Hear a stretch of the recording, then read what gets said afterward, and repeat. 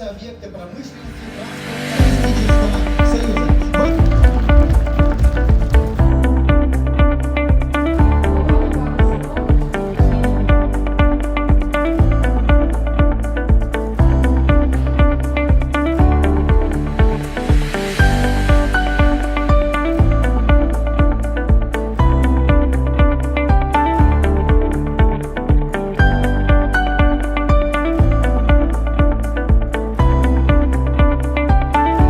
Посчитали точное количество дорог, какие они должны быть, тротуары и полностью обновление сети общественных пространств города.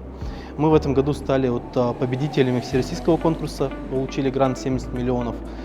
Также по формированию комфортной городской среды на Мариинский сквер нам выделили субсидию в размере 32 миллионов. То есть мы в следующем году уже планируем 2 больших объекта сделать. Это тоже все в рамках мастер-плана.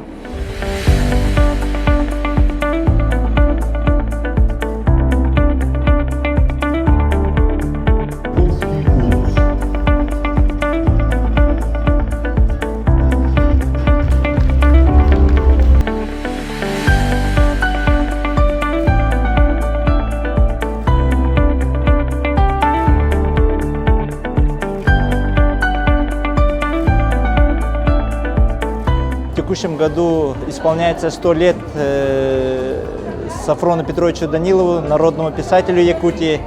И в юбилейный год мы запроектировали сквер, посвященный их деятельности. И этот сквер находится рядом с домом социального назначения. Он прежде всего должен обеспечить комфортную среду для наших пожилых граждан.